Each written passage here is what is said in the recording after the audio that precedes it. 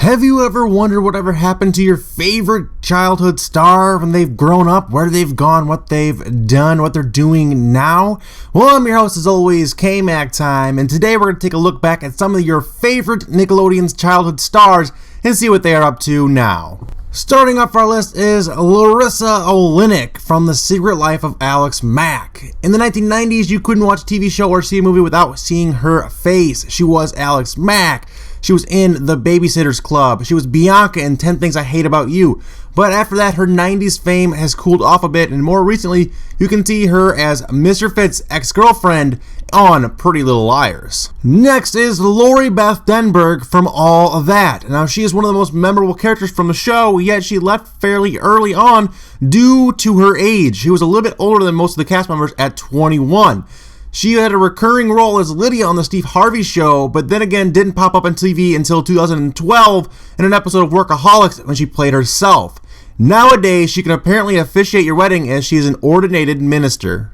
Next is Josh Server from All That. Since the show, he's had a few smaller bit roles on Nickelodeon, the last of them being on the show Sam and Cat, but he never stopped acting. He was most recently in a film called World Peace in 2013.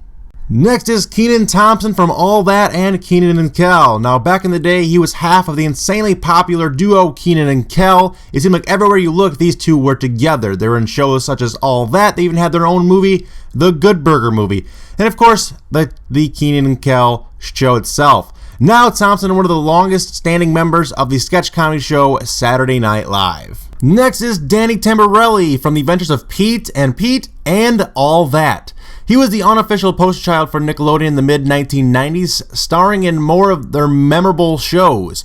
Now he's recently a character in the Grand Theft Auto series and is a member of the comedy group Man Boobs Comedy. Kel Mitchell from All That and Kenan Kel is not actually dead, despite what the internet tried really hard to tell us in 2006. Since Kenan and Kel days, Kel has voiced a few cartoon characters and shown up on a handful of teen shows on Disney and Nick as different characters. He did an audition back in 2002 for Saturday Night Live, but lost the part to Kenan. Nowadays, he's a devout Christian and performing stand-up comedy. Rus Whole from Are You Afraid of the Dark is now back in his native Canada. He started his career in the mid-2000s as a weatherman, and after a few anchoring gigs on the CBC Toronto, he is now the meteorologist for Global Toronto News. Next is Daniel DeSanto from Are You Afraid of the Dark. He wanted to have a successful acting career and played bit roles in many popular movies, including Mean Girls, and now does voice acting, most notably for the Total Drama Island TV show. Robert Ricard from Cousin Skeeter. Since his days as Bobby on Cousin Skeeter, Ricard seems to be on the road to success with movies like Coach Carter and One-on-One, but after his roles as Paris Hilton's boyfriend in House of Wax, his roles have switched to that from starring to that of a guest. And he's not out of the game yet. He has 3 B movies that were released in 2015. Next up is Megan Good, also from Cousin Skeeter. Now, she has been a supporting actress in many popular TV shows, but her most recent roles in the shows Think Like a Man and Deception are what she's known for best. Next is Nate Richard from Sabrina the Teenage Witch, and it seems we will not be seeing him on TV anytime soon, or pretty much ever again. Nate has gone off the acting grid to focus on his music career, where he's released some solo indie records recently. Also from Sabrina Teenage Witch is Jenna Lea Green. And now after Sabrina ended, Green had a few guest roles on shows like Bones and ER, but is probably best known for her role as Nazarosi in Wicked on Broadway. Tad Kelly from Unfabulous. Now his career hasn't moved much since the end of the show. This guy doesn't even have his own Twitter account. However, he did release an acoustic album back in 2008, but has been under the radar ever since. Raja Fensky, also from Unfabulous, hasn't been up to much since he was every young girl's beloved teen crush in the show, though he did star in a movie called Pendejo back in 2013. Mel C Chow, also from Unfabulous. Now you may have caught her in the Big Time Rush, also on Nickelodeon, as Anna. She was also the teenage vampire on the CW's fantasy drama The Vampire Diaries. Devon Werkheiser from Ned's Declassified School Survival Guide has not been up to too terribly much since finishing his role as Ned Bigsby on the show. He's been working on his musical career, which is releasing exclusively through MySpace. He also played the role of Peter Parks in Greek back in 2011, and most recently is in the film called Bethlehem. Also from Ned's Declassified, Lindsey Shaw. She was Mose on the Ned's Declassified Survival Guide, but you probably know her now as Paige from Pretty Little Liars. Daniel Curtis Lee, also from that same show, was the geeky high-tech best friend Simon. He moved on to the Disney XD show Zeke and Luther as Kojo. He is currently in pre-production for the movie Bug Out and will play the role of Dexter. Next is Noah Munck from iCarly. He even had a spin-off series that was slated for Gibby in 2013, but eventually fell through. Now, over the years, he has produced EDM music under the name Noix, and in December 2013 released a song called Killjoy, which is his most popular song to date. His full EP was released in 2014, and then he worked on a movie called Hello, I Must Be Going, also starring Olivia Trimbley and Sean William Scott. Nathan Kress, also from iCarly, hasn't been doing too terribly much. Since the end of the show, he's played a few smaller parts until 2014, where he co-starred in his first big movie, Into the Storm. Next up is Jerry Trainor from Drake and Josh and iCarly. Now, he hasn't disappeared completely from Nickelodeon, but he's yet to hit the same success as he did as Spencer Shea. He was in the show Wendell and Vinny, which flopped after just one season. He also voiced the title character for Tough Puppy since 2010. He also does voice for the characters of Hot Rod and Sunstreaker for the animated Transformers Robots in Disguise series.